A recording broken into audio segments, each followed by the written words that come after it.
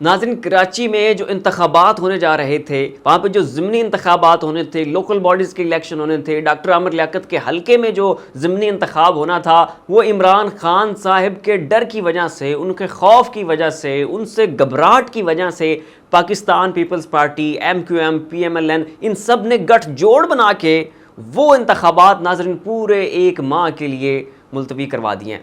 اور ناظرین یہ ڈرے ہوئے ہیں، ان کے اوپر خوف طاری ہے کہ بھئی عمران خان نے جو ہے وہ ضمنی انتخابات میں کلین سویپ کیا ہے، ان کے پلے ہی نہیں کک چھوڑا اور ان کی جئی تئی پھیر کے رکھ دی ہے، تو اس لیے یہ اب بڑے ڈرے ہوئے ہیں، بڑے خوف زدہ ہیں، بڑے گھبرائے ہوئے ہیں۔ اور کراچی کے انتخابات جو کہ اس اتوار کو ہونے تھے، اس کی ڈیٹ طے تھی، اس کی تیاریاں مکمل ہو چکی تھیں، پی ٹی آئی کی پوری قیادت وہاں پہ پہنچ چکی تھی، انہوں نے وہاں پر اپنی الیکشن کمپین شروع کر دی تھی۔ عمران خان صاحب جو ہیں یہ وہاں پر پہنچنے والے تھے، انہوں نے وہاں پر جلسے کرنے تھے، اور سب کچھ جو ہے وہ ایک حساب سے چل رہا تھا، انتخابات ہونے والے تھے۔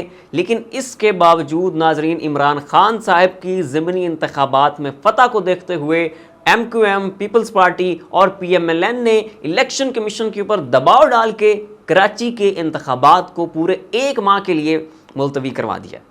ناظرین اس قدر خوف ان کے اوپر طاری ہے عمران خان صاحب کا کہ یہ پارٹیاں عمران خان صاحب کے کینڈیڈیٹ کے سامنے آنے سے گھبرا رہی ہیں، کب کبھی طاری ہوئی ہے ان کے اوپر، یہ الیکشن میں بھی نہیں جانا چاہ رہے، کیونکہ ناظرین عمران خان صاحب کا جو بیانیہ ہے وہ بہت پینیٹریٹ کر چکا ہے، اس کی ایک ایسی لہر طاری ہو چکی ہے پاکستان کی سوسائٹی کے اوپر، اس کا ایک ایسا مومنٹم بن چکا ہے کہ اس کے سحر میں ہر ایک شخص اس وقت مبتلا ہے۔ لیکن ان ڈیلیئنگ ٹیکٹک سے، اس طرح کی ایکسپلائٹ کرنے سے الیکشن کمیشن کو، یہ کبھی بھی عمران خان صاحب کو ہرا نہیں سکتے۔ 1 ماہ کے ڈیلے کرنے سے کیا فائدہ ہو جائے گا؟ اور ناظرین انہوں نے جو بہانہ تراشا ہے، جو انہوں نے لیم ایکسکیوز پیش کیا ہے یہ انتخابات نہ کروانے کا، وہ بڑا عجیب دلچسپ ہے۔ اور ان کا کہنا یہ ہے کہ جناب چونکہ بارشیں ہو رہی تھیں تو اس لیے ہم جو ہے یہ انتخاب نہیں کروا رہے۔ لیکن ناظرین پہلے آپ کو پتہ ہی ہے کہ ضمنی انتخابات جو ہوئے ہیں ان میں عمران خان صاحب نے بارشوں میں جلسے کیے ہیں، ان گراؤنڈز میں جو ہے لوگوں کی پنڈلیوں تک پانی موجود تھا، لوگ اس کیچڑ اور اس گارے میں دھسے ہوئے تھے، اس میں کھڑے ہو کر بھی لوگوں نے بارش کے اندر عمران خان صاحب کے خطاب سنے تھے، اور بارشیں باقاعدہ ہو رہی تھیں۔ تو وہ انتخابات انہوں نے کروا دیے کیونکہ انہیں اس بات کی یقین دہانی نہیں تھی کہ عمران خان صاحب جیت جائیں گے۔ انہیں یہ لگتا تھا کہ جی 8-10 سیٹیں تو ہم بھی نکال لیں گے، باقی کچھ لوٹے خرید لیں گے تو ہماری پنجاب میں حکومت بن جائے گی۔ تو وہ انتخابات انہوں نے اس بات کے باوجود کروا دیے کہ وہاں پہ بارشیں ہو رہی تھی۔ لیکن اب چونکہ انہیں ایشورنس ہے، یقین ہے، انہوں نے ٹیسٹ کر لیا ہے، وہ ایک لٹمس ٹیسٹ تھا جس سے انہوں نے دیکھ لیا ہے کہ عمران خان صاحب کی فتح یقینی ہے، تو اب جناب یہ کراچی کے انتخابات سے انہوں نے بھاگنا شروع کر دیا ہے اور وہ انتخابات جناب انہوں نے کینسل کروا دیے ہیں۔ دوسری جانب جناب نواز شریف صاحب اور شہباز شریف صاحب کے درمیان زبردست قسم کی لڑائی شروع ہو چکی ہے۔ معاملہ کیا ہے؟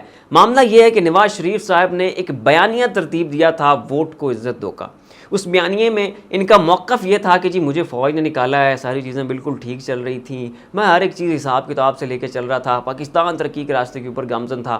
لیکن پاکستان کی جو فوج ہے، پاکستان کی جو اسٹیبلشمنٹ ہے، پاکستان کے جو ادارے ہیں، انہوں نے کیا کیا تھا؟ یہ آئے، انہوں نے مجھے جناب میرا تختہ الٹا اور مجھے فارغ کر دیا۔ یہ تھا ان کا بیانیہ ووٹ کو عزت دو کا۔ اس کے اوپر نواز شریف صاحب بھی قائم تھے اور اس کے اوپر ان کی بیٹی مریم نواز جو ہیں وہ بھی قائم تھی۔ لیکن دوسری جانب جو شہباز شریف ہیں ان کا جناب بیانیہ تھا بوٹ پالش کرو، بوٹ چمکاؤ، انہیں چاٹو، چیری بلاسم لے کے آؤ، بڑی زبردست قسم کی پالش لے کے آؤ اور ان سے جو بوٹ ہیں انہیں بالکل لش پش کر کے رکھ دو۔ یہ بیانیہ تھا شہباز شریف صاحب کا، جبکہ ووٹ کو عزت دو کا بیانیہ تھا نواز شریف صاحب کا۔ اب ناظرین چیری بلاسم نے کسی طرح کر آ کے یہ واپس آ گئے جناب حکومت میں۔ اب نواز شریف صاحب یہاں پہ یہ کہتے تھے کہ بھئی حکومت میں نہ آؤ، ہمارے بیانیے کا ستیہ ناش ہو جائے گا، اور ناظرین وہی ہو چکا ہے۔ اور اب ان کے درمیان اسی بات کی لڑائی شروع ہو چکی ہے کہ ہم اب اگلے انتخابات میں کون سا بیانیہ لے کے جائیں گے۔ پھر اگر ہم عوام سے کہیں گے کہ ووٹ کو عزت دو کا بیانیہ ہم لے کے آئے ہیں جی، ہمیں تو فوج نے نکال دیا تھا، تو واپس اقتدار میں آ کے انہوں نے تو اس بیانیے کے جو ہے وہ ستیہ ناش کر دیا ہے، اس بیانیے کے پلے ہی کچھ نہیں رہ گیا، وہ بیانیہ تو وہیں پہ دم توڑ گیا، ختم ہو گیا وہ بیانیہ۔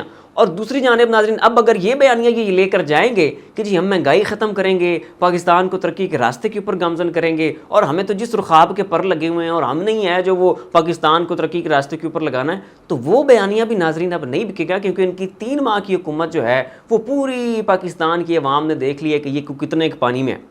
ووٹ کی عزت دو کا بیانیہ اس کا انہوں نے ستیہ ناش کر دیا واپس اقتدار میں آ کے۔ کیسے اب جا کے کہیں گے کہ جی فوج ہمارے خلاف ہے، فوج ہمارے مخالف ہے، انہوں نے ہمیں اقتدار سے نکالا تھا؟ یہ واپس اقتدار میں آئے, انہوں نے اس بیانیے کو ختم کر دیا. اب دوسری طرف اگر مہنگائی کو ختم کرنے کا بیانیہ یہ عوام کے پاس لے کے جاتے ہیں تو وہ 3 ماہ میں عوام نے دیکھ لیا ہے کہ کتنی ایک مہنگائی انہوں نے کم کی ہے. تیل دیکھیں, چینی دیکھیں, گھی دیکھیں, اشیاء خرد و نوش دیکھیں, فرٹیلائزرز کی قیمتیں دیکھیں, تمام تر انڈسٹریز ٹھپ ہو چکی ہیں. انہوں نے جناب پاکستان میں جتنی بھی کمپنیاں باہر سے کام کرنے آئی تھیں وہ آہستہ آہستہ یہاں سے باہر جا رہی ہیں. تو وہ تو پاکستانیوں کو بالکل ان کے 14 طبق روشن ہو چکے ہیں اور انہیں پتہ چل چکا ہے کہ انہوں نے جناب واپس آ کے کتنی کی مہنگائی کم کرنی ہے. تو ووٹ کو عزت دو کا بیانیہ بھی انہوں نے گنوا دیا اور مہنگائی کم کرنے کے بیانیہ انہوں نے واپس اقتدار میں آ کے اس کا بھی ستیہ ناش کر دیا. تو اب اس بات کے اوپر نواز شریف اور مریم نواز وہ ناراض ہیں شہباز شریف اور حمزہ شہباز سے کہ بھئی اقتدار کے مزے تو تم لوٹ رہے ہو, اقتدار میں واپس تم آ گئے ہو, لیکن اس کے برعکس اب جب ہم نے اگلے انتخابات میں جانا ہے اس میں ہمارا تم نے بیانیہ بھی ختم کر دیا ہے اور ہمارے واپس میں اقتدار میں آنے کی رائیں بھی تم نے تباہ و برباد کر دی ہیں. تو اس بات کے اوپر ناظرین بہت کلیش شروع ہو چکا ہے ان دونوں بھائیوں کے درمیان اور ان دونوں بھائیوں کی اولادوں کے درمیان. حضرت فی الوقت کے لیے اتنا ہی. ایسی مزید اپڈیٹس دیکھنے کے لیے دیکھتے رہیے ہمارا یوٹیوب چینل اور فیس بک پیج. اسی کے ساتھ اپنے میزبان کو اجازت دیجیے. اپنا خیال رکھیے گا. اللہ حافظ.